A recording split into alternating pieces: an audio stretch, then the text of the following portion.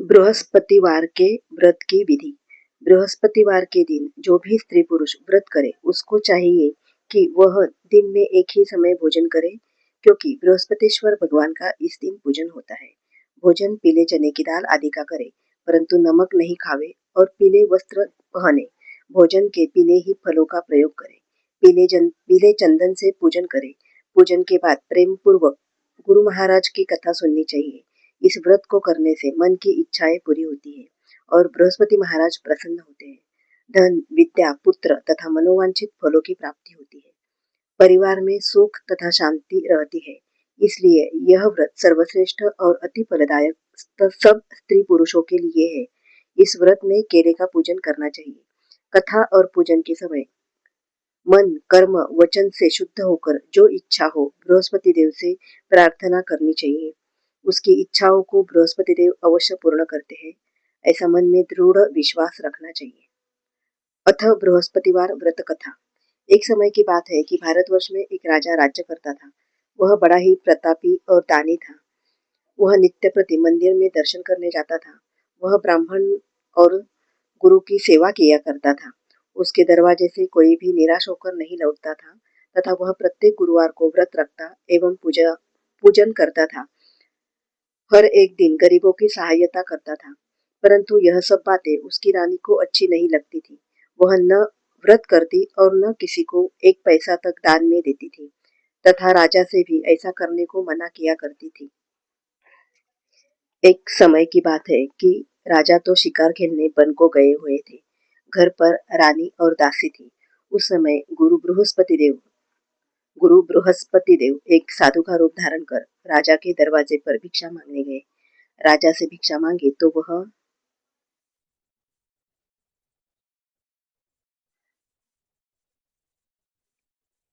कहने लगे कि हे साधु महाराज, मैं मैं इस दान और पुण्य से तंग आ गई हूँ। मेरे से तो घर का ही कार्य समाप्त नहीं होता है। इस कार्य के लिए तो मेरे पतिदेव ही बहुत है। अब आप इस प्रकार की कृपा करें कि वह सब धन नष्ट हो जावे तथा मैं आराम से रह सकूं। साधु बोले, हे देवी, तुम तो बड़ी विचित्र हो। संतान और धन से कोई दुखी नहीं होता, इसको सभी चाहते हैं। पापी भी पुत्र और धन की इच्छा करता है। अगर आपके पास धन अधिक है तो भूखे मनुष्य को भोजन कराओ, प्याऊ लगवाओ, ब्राह्मणों को दान दो,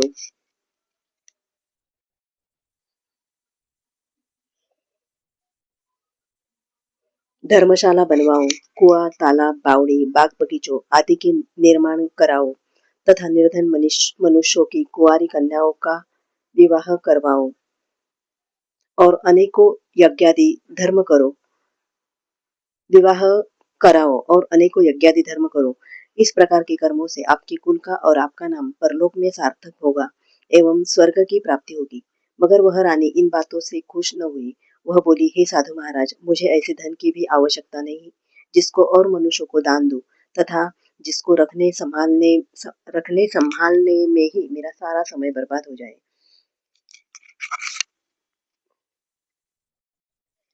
साधु ने कहा, हे देवी, तुम्हारी ऐसी इच्छा है तो ऐसा ही होगा। मैं तुम्हें उपाय बताता हूँ। बृहस्पति मैं तुम्हें उपाय बताता हूँ, वैसा ही करना। हे देवी, बृहस्पतिवार के दिन घर को गोबर से लीपना, अपने केशों को धोना, केशों को धोते समय स्नान करना, राजा से कहना वह हजामत करवाए, भोजन में मांस मदिरा खाना, कपड़ा धोबी के आहार धुलने डालना। इस प्रकार 7 बृहस्पतिवार करने से तुम्हारा सब धन नष्ट हो जाएगा। यह कहकर वह साधु महाराज वहां से अंतर्धान हो गए। रानी ने साधु के कहने के अनुसार वैसा ही किया।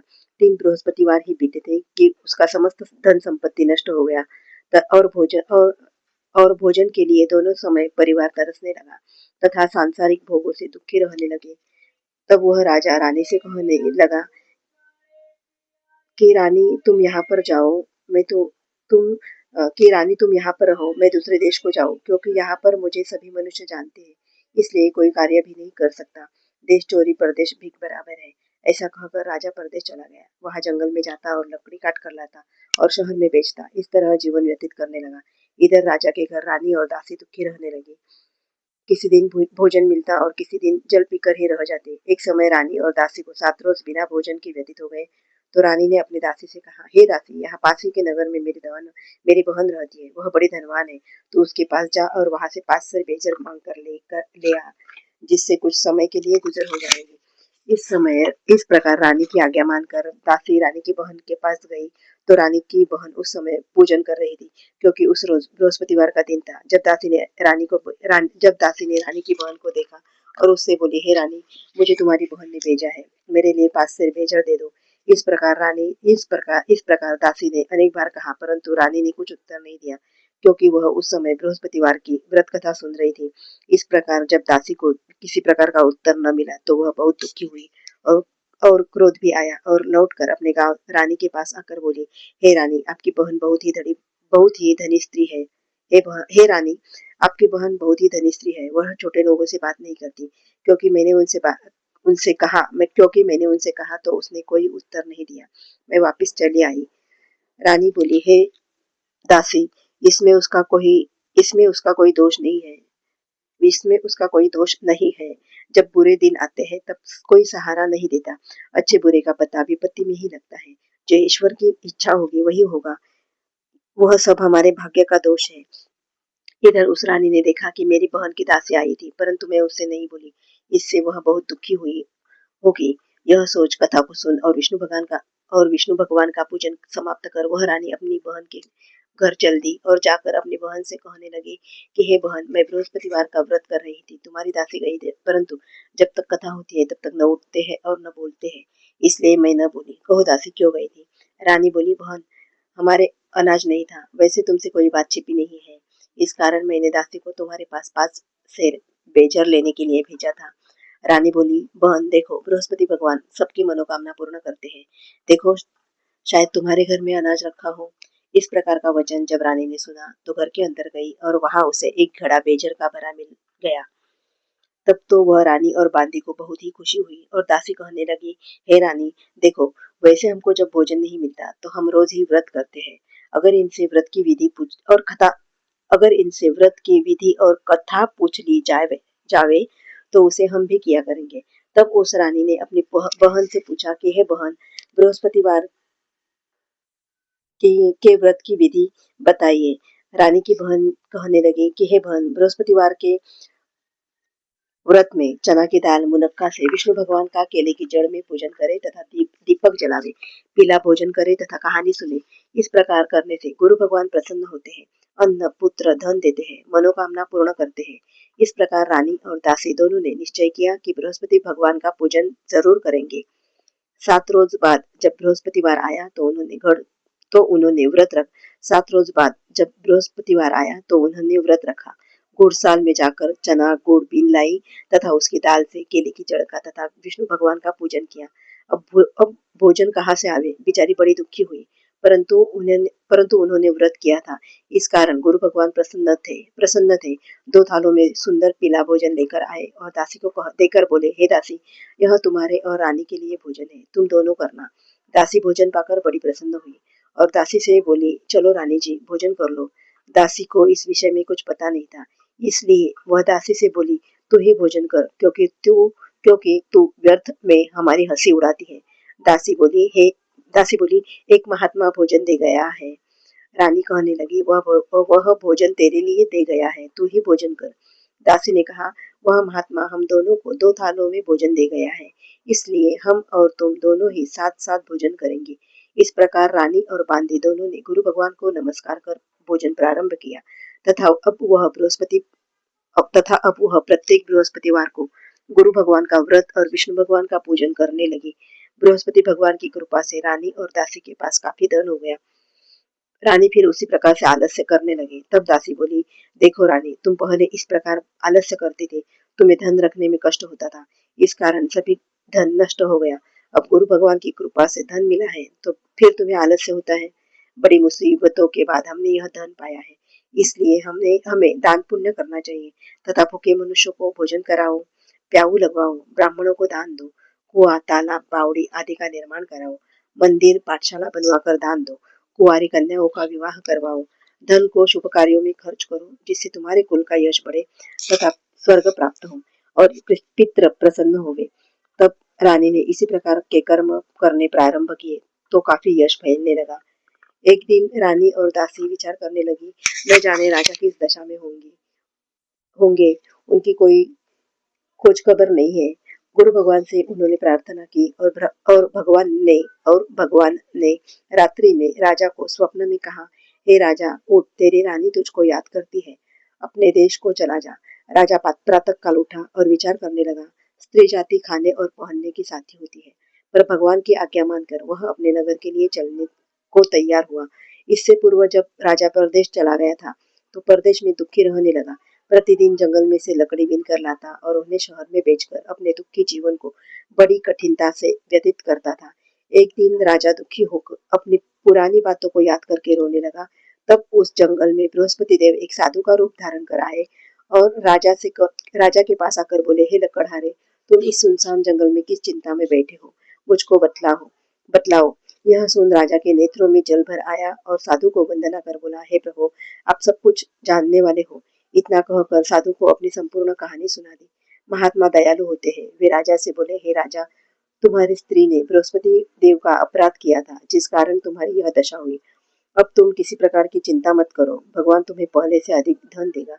देखो तुम्हारी स्त्री ने बृहस्पतिवार का अपराध देखो तुम्हारी स्त्री ने बृहस्पतिवार का व्रत प्रारंभ कर दिया है और तुम मेरा कहा मानकर बृहस्पतिवार को व्रत करके चने की दाल गुड़ जल के लोटे में डालकर केले का पूजन करो, फिर कथा कहो और सुनो। भगवान तुम्हारी सब मनोकामनाओं को पूर्ण करेंगे। साधु को प्रसन्न देखकर राजा बोला साधु को प्रसन्न देखकर राजा बोला, हे प्रभु, मुझे लकड़ी बेचकर इतना पैसा नहीं मिलता जिससे भोजन करने के उपरांत कुछ बचा सकूं। मैंने रात्रि में अपनी रानी को व्याकुल देखा है। मेरे पास कुछ भी नहीं जिससे उसकी खबर मंगा सकूं, और फिर मैं कौन सी कहानी कहूँ, यह मुझको कुछ भी मालूम नहीं है। साधु ने कहा, हे राजा, तुम किसी बात की चिंता मत करो। बृहस्पतिवार के दिन रोजाना की तरह लकड़ियां लेकर शहर को जाओ। तुमको उस दिन रोज से दुगुना धन प्राप्त होगा, जिससे तुम भली भांति भोजन कर लोगे तथा बृहस्पति देव की पूजा का सामान भी आ जाएगा। बृहस्पतिवार की कहानी निम्न प्रकार से है। बृहस्पति देव की कहानी। प्राचीन काल में एक ब्राह्मण था। वह बहुत ही निर्धन था। उसके कोई भी संतान नहीं थी। उसकी स्त्री बहुत मलिनता के साथ रहती थी। वह न स्नान करती, न किसी देवता का पूजन करती। प्रातः काल उठते ही सर्वप्रथम भोजन करती, बाद में कोई अन्य कार्य करती थी। इससे ब्राह्मण देवता बड़े दुखी थे। बेचारे बहुत कुछ कहते थे, किंतु उसका कोई परिणाम न निकला। भगवान की कृपा से ब्राह्मण की स्त्री के कन्या रूपी रत्न पैदा हुआ और वह कन्या अपने पिता के घर में बड़ी होने लगी। वह बालिका प्रातः स्नान करके विष्णु भगवान का जाप करने लगी, बृहस्पतिवार का व्रत करने लगी। अपने पूजा पाठ को समाप्त करके स्कूल जाती तो अपनी मुट्ठी में जौ भर के ले जाती और पाठशाला जाने के मार्ग में डालती जाती। वही जौ स्वर्ण के हो जाते तो लौटते समय उनको बीन कर घर ले आती थी।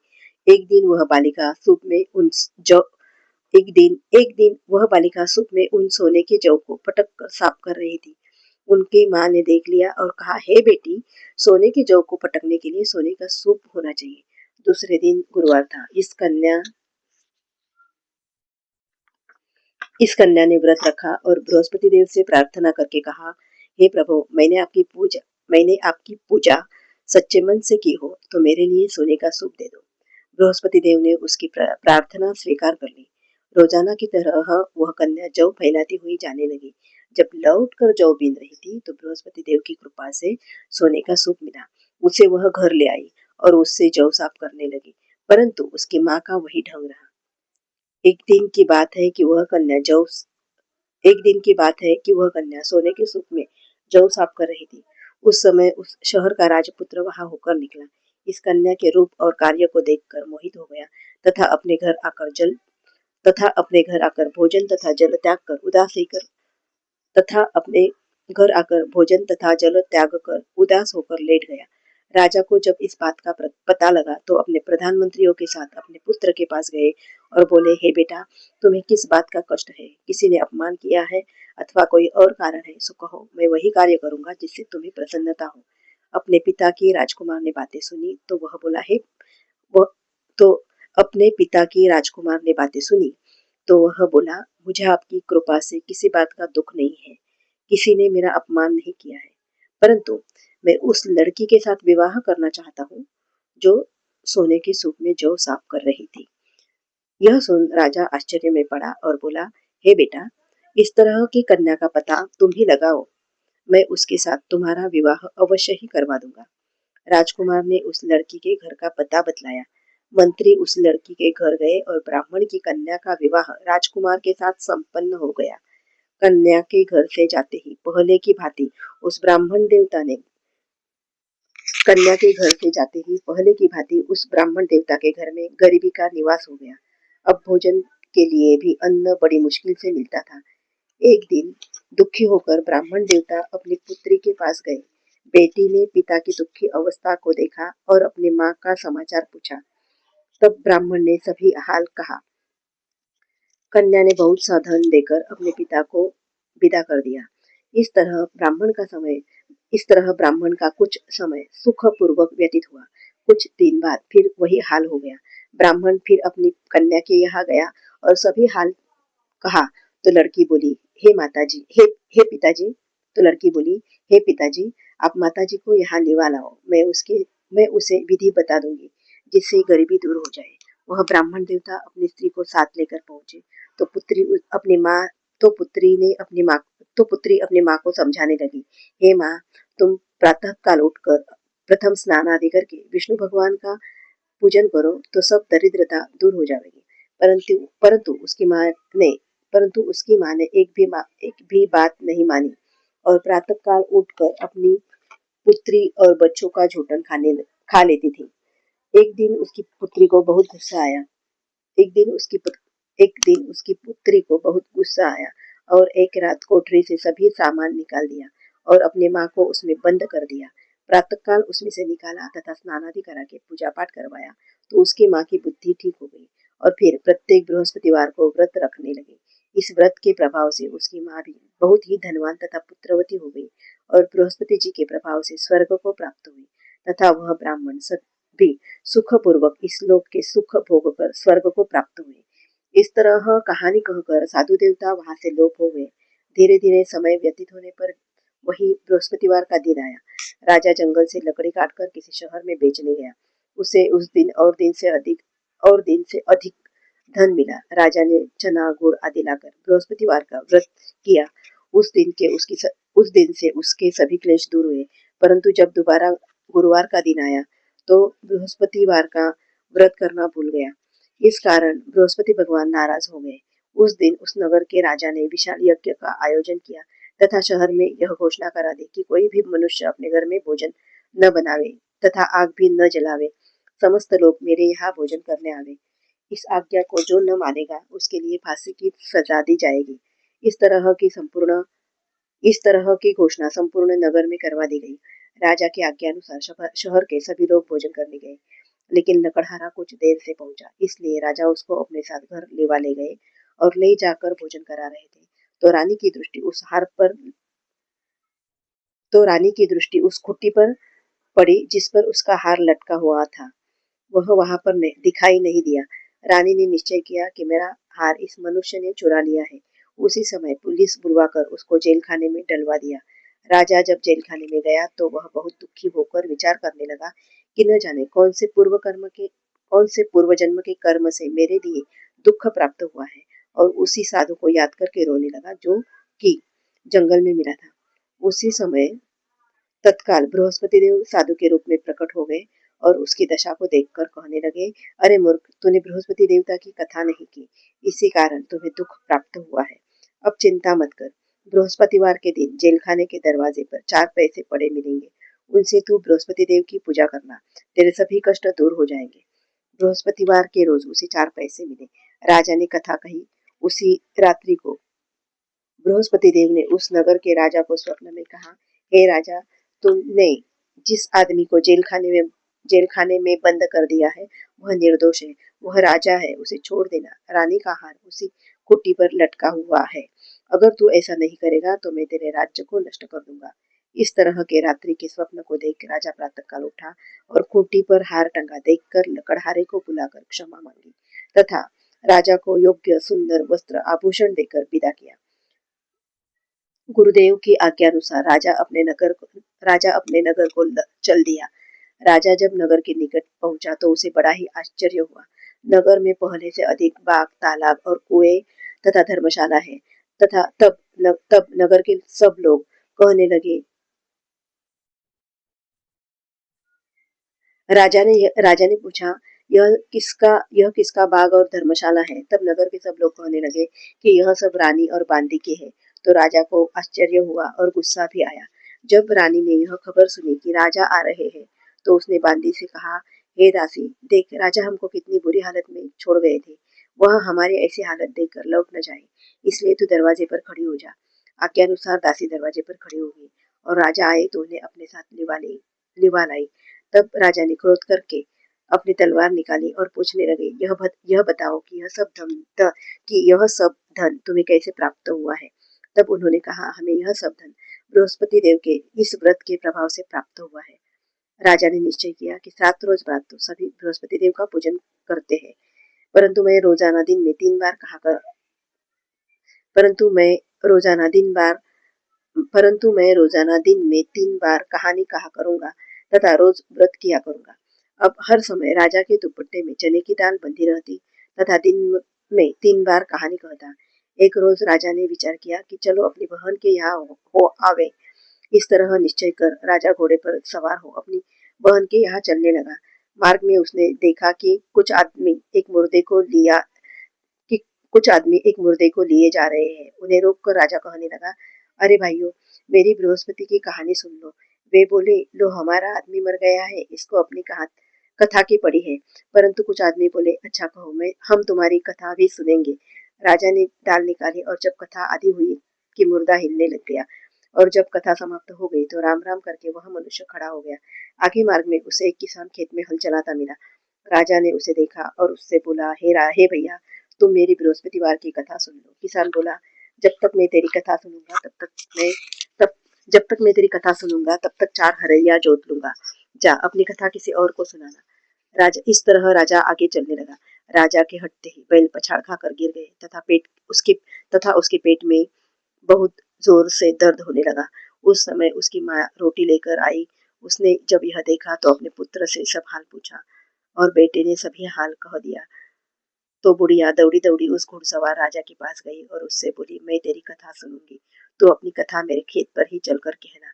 राजा ने बुढ़िया के खेत पर जाकर कथा कही, जिसके सुनते ही वह बैल उठ खड़े हुए तथा किसान के पेट का दर्द बंद हो गया। राजा अपने बहन के यहाँ राजा अपने बहन के घर पहुंचा। बहन ने भाई की खूब मेहमानी की। दूसरे रोज प्रातःकाल राजा जागा तो वह देखने लगा कि सब लोग भोजन कर रहे हैं।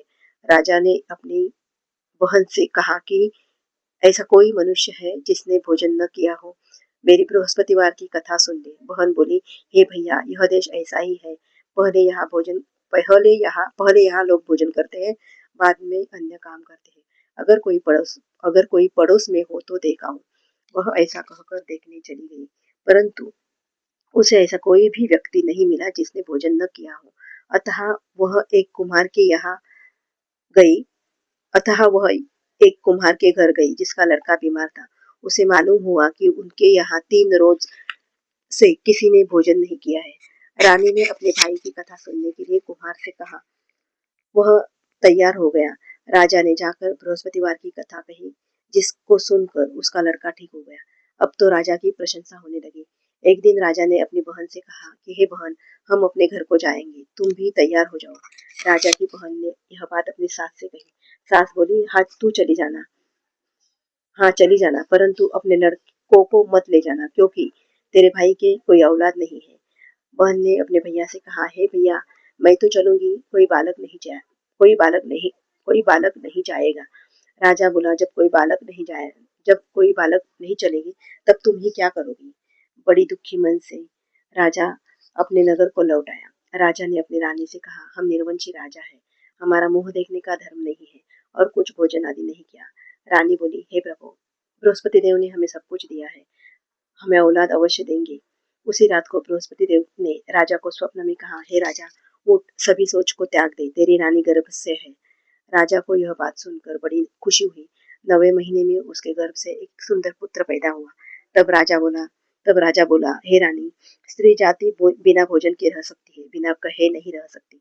जब मेरी बहन आवे तो तुम उससे कुछ कहना मत। रानी ने सुनकर हाँ कर दिया। जब राजा की बहन ने यह शुभ समाचार सुना तो वह बहुत खुश हुई तथा बधाई लेकर अपने भाई के यहाँ आई। तभी रानी ने कहा, घोड़ा चढ़कर तो नहीं आई, गधा चढ़ आई। राजा की बहन बोली, भाई मैं इस प्रकार से न कहती तो तुम्हें औलाद कैसे प्राप्त होती, तो तुम्हें औलाद कैसे मिलती। बृहस्पति देव ऐसे ही है, जैसी जिसके मन में कामना है, जैसी जिसके मन में कामनाएं हैं सभी को पूर्ण करते हैं। जो सद्भावना पूर्वक बृहस्पतिवार का व्रत करता है एवं कथा पढ़ता है अथवा सुनता है और दूसरों को सुनाता है, बृहस्पति देव उनकी सभी मनोकामना पूर्ण करते हैं। भगवान बृहस्पति देव उनकी सदैव रक्षा करते हैं। संसार में सद्भावना से भगवान जी का पूजन व्रत सच्चे हृदय से करते हैं तो उनकी सभी मनोकामनाएं पूर्ण करते हैं। जैसी सच्ची भावना से रानी और राजा ने उसकी कथा का गुणगान किया तो उनकी सभी इच्छाएं बृहस्पति देव जी ने पूर्ण की। इसलिए सब कथा सुनने के बाद प्रसाद लेकर जाना चाहिए। हृदय से उनका मनन करते हुए जयकारा बोलना चाहिए। श्री बृहस्पति देव जी की आरती। जय बृहस्पति देवा स्वामी, जय बृहस्पति देवा, छीन छीन भोग लगाऊं फल मेवा। ओम जय बृहस्पति देवा स्वामी, जय बृहस्पति देवा, तुम पूर्ण परमात्मा तुम अंतर्यामी, जगत पिता जगदीश्वर तुम सबके स्वामी। ओम जय बृहस्पति देवा स्वामी, जय बृहस्पति देवा, छीन छीन भोग लगाऊं फल मेवा। चरणामृत निज निर्मल सब पातक हरता, सकल मनोरथ दायक कृपा करो भरता। ओम जय बृहस्पति देवा स्वामी, जय बृहस्पति देवा, छीन छीन भोग लगाओ फल मेवा। तन मन धन अर्पण कर जो जन शरण पड़े, प्रभु प्रकट तब होकर आकर द्वार खड़े। ओम जय बृहस्पति देवा स्वामी, जय बृहस्पति देवा, छीन छीन भोग लगाओ फल मेवा। ओम जय बृहस्पति देवा स्वामी, जय बृहस्पति देवा, दीन दयाल दयानिधि भक्तन हितकारी, सब पाप दोष सब हरता भव बंधन हारी। ओम जय बृहस्पति देवा स्वामी, जय बृहस्पति देवा, छीन छीन भोग लगाओ फल मेवा। ओम जय बृहस्पति स्वादे, ओम जय बृहस्पति देवा स्वामी, जय बृहस्पति देवा, सकल मनोरथ दायक सब संशय तारी, विषय विकार मिटाओ संतन सुखकारी। ओम जय बृहस्पति देवा स्वामी, जय बृहस्पति देवा, छीन छीन भोग लगाओ फल मेवा। ओम जय बृहस्पति देवा स्वामी, जय बृहस्पति देवा। आरती। ओम जय जगदीश हरे। ओम जय जगदीश हरे स्वामी, जय जगदीश हरे, भक्त जनों के संकट दास जनों के संकट क्षण में दूर करे।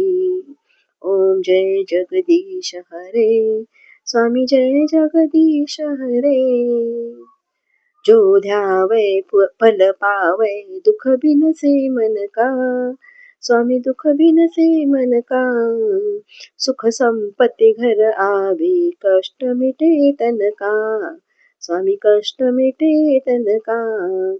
ओम जय जगदीश हरे स्वामी, जय जगदीश हरे, भक्त जनों के संकट दास जनों के संकट क्षण में दूर करे। ओम जय जगदीश हरे स्वामी, जय जगदीश हरे, मात पिता तुम मेरे शरण गहूँ मैं किसकी, स्वामी शरण गहूँ मैं किसकी, तुम बिन और न दूजा, तुम बिन और न दूजा, आस करूं जिसकी, स्वामी आस करूं जिसकी। ओम जय जगदीश हरे स्वामी, जय जगदीश हरे, भक्त जनों के संकट दास जनों के संकट क्षण में दूर करे। ओम जय जगदीश हरे स्वामी, जय जगदीश हरे, तुम बिन और न दूजा, आस करूं जिसकी, स्वामी आस करूं जिसकी, तुम पूर्ण परमात्मा तुम अंतर्यामी, स्वामी तुम अंतर्यामी। ओम जय जगदीश हरे। स्वामी जय जगदीश हरे। भक्त जनों के संकट, दास जनों के संकट क्षण में दूर करे। ओम जय जगदीश हरे। स्वामी जय जगदीश हरे। पार ब्रह्म परमेश्वर तुम सबके स्वामी। तुम सबके स्वामी। तुम करुणा के सागर तुम। पार ब्रह्म परमेश्वर तुम सबके स्वामी। तुम सबके स्वामी। ओम जय जगदीश हरे। स्वामी जय जगदीश हरे। भक्त जनों के संकट, दास जनों के संकट क्षण में दूर करे। ओम जय जगदीश हरे। स्वामी जय जगदीश हरे। भक्त जनों के संकट, दास जनों के संकट क्षण में दूर करे। ओम जय जगदीश हरे। स्वामी जय जगदीश हरे। तुम करुणा के सागर तुम पालन करता। स्वामी तुम पालन करता। मैं मूर्ख खल कामी, स्वामी कृपा करो भरता। स्वामी कृपा करो भरता। ओम जय जगदीश हरे। स्वामी जय जगदीश हरे। भक्त जनों के संकट, दास जनों के संकट क्षण में दूर करे। ओम जय जगदीश हरे। स्वामी जय जगदीश हरे। तुम हो एक अगोचर सबके प्राणपति। स्वामी सबके प्राणपति। किसी विधि मिलो दयामय तुमको मैं कुमति। स्वामी तुमको मैं कुमति। ओम जय जगदीश हरे। स्वामी जय जगदीश हरे। भक्त जनों के संकट, दास जनों के संकट क्षण में दूर करे। ओम जय जगदीश हरे। स्वामी जय जगदीश हरे। दिन बंधु दुख हरता तुम ठाकुर मेरे। स्वामी तुम ठाकुर मेरे। अपने हाथ उठाओ द्वार खड़ा तेरे। स्वामी द्वार खड़ा तेरे। ओम जय जगदीश हरे। स्वामी जय जगदीश हरे। भक्त जनों के संकट, दास जनों के संकट क्षण में दूर करे।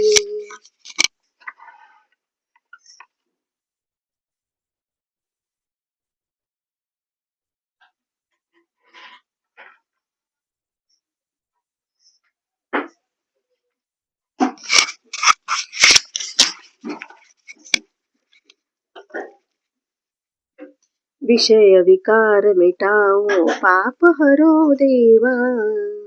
स्वामी पाप हरो देवा। श्रद्धा भक्ति बढ़ाओ संतन की सेवा। स्वामी संतन की सेवा। ओम जय जगदीश हरे। स्वामी जय जगदीश हरे। भक्त जनों के संकट, दास जनों के संकट क्षण में दूर करे। ओम जय जगदीश हरे। स्वामी जय जगदीश हरे। तन मन धन सब कुछ है तेरा। स्वामी सब कुछ है तेरा।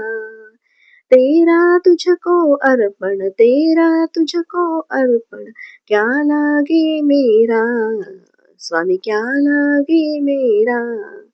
ओम जय जगदीश हरे। स्वामी जय जगदीश हरे। भक्त जनों के संकट, दास जनों के संकट क्षण में दूर करे। ओम जय जगदीश हरे। स्वामी जय जगदीश हरे।